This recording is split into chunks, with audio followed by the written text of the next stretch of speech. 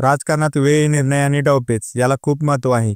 पण मतदानाच्या अवघ्या काही तास आधी असा डाव टाकून शरद पवार यांनी सगळ्यांना चकित केले. मित्रांनो, या निवडणुकीत मोहोळ विधानसभा मतदारसंघाचं रणांगण किती तापले याची झलक आता समोर येत आहे. राष्ट्रवादी शरद पवार गट आणि बंडखोर उमेदवार संजय क्षीरसागर यांच्या वादाला असा काही तोडगा निघाला, ज्यामुळे एका निर्णायक क्षणाला मोठा बदल घडला. याचा परिणाम फक्त मोहोळपुरता नाही तर राज्यातील राजकारणावर पडणार आहे. चला तर मग सखोलपणे या विषयावर चर्चा करूया. नमस्कार मंडळी, तुम्ही पाहत आहात काटागीर. मोहोळ विधानसभा मतदारसंघ हा नेहमीच राजकीय दृष्ट्या संवेदनशील मानला जातो.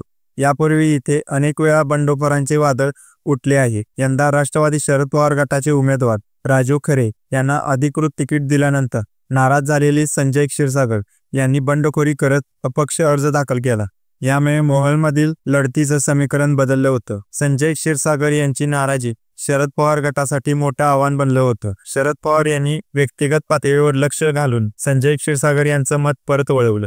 प्रचाराच्या शेवटच्या दिवशी संजय क्षीरसागर यांनी पत्रकार परिषद घेऊन राजू खरे यांना पाठिंबा जाहीर केला. त्यामुळे बंडखोराचा धोका पूर्णतः टळला आणि राष्ट्रवादीची ताकद पुन्हा एकवटली. शरद पवार यांची थेट भूमिका त्यांनी नाराज कार्यकर्त्यांशी संवाद साधण्यावर भर दिला. मोहोळमधील स्थानिक पातळीवरील राजकारणाची नेत्याची मध्यस्थी, स्थानिक मतदारसंघातील गट तटामध्ये समतोल साधण्यासाठी वेगवेगळी रणनीती आखली. प्रचाराच्या अखेरच्या क्षणी विरोधी पक्षाला धक्का देणारी ही चाल असल्याचं मत राजकीय विश्लेषक मांडत आहे. मोहोळमध्ये राष्ट्रवादीची ताकद पुन्हा वाढली. बंडखोरी टळल्याने राष्ट्रवादीच्या कार्यकर्त्यांमध्ये आत्मविश्वास वाढला आहे. महायुतीचे उमेदवार यामुळे कमकुवत स्थितीत गेले आहे. शरद पवार यांच्या राजकीय रणनीतीचं पुन्हा एकदा वर्चस्व सिद्ध झाले. या आशेमुळे महाविकास आघाडीच्या इतर उमेदवारांमध्येही नव्या ऊर्जा निर्माण झाली आहे. तर मंडळी, शरद पवार यांच्या या मास्टरस्ट्रोकामुळे मोहोळचं रण अधिक चुरशीचं झाले. या घटनेचा परिणाम केवळ एका मतदारसंघावर नाही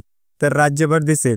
महाराष्ट्रात सत्ता कोणाची हे येत्या काही दिवसात स्पष्ट होईल. पण अशा डावपेचांनी हे सिद्ध होतं की निवडणुका फक्त लढल्या जात नाही तर जिंकण्यासाठी रणनीती आखावी लागते. तुमचं मत खूप महत्त्वाचं आहे. उद्या मतदान करा आणि लोकशाही मजबूत करा. धन्यवाद.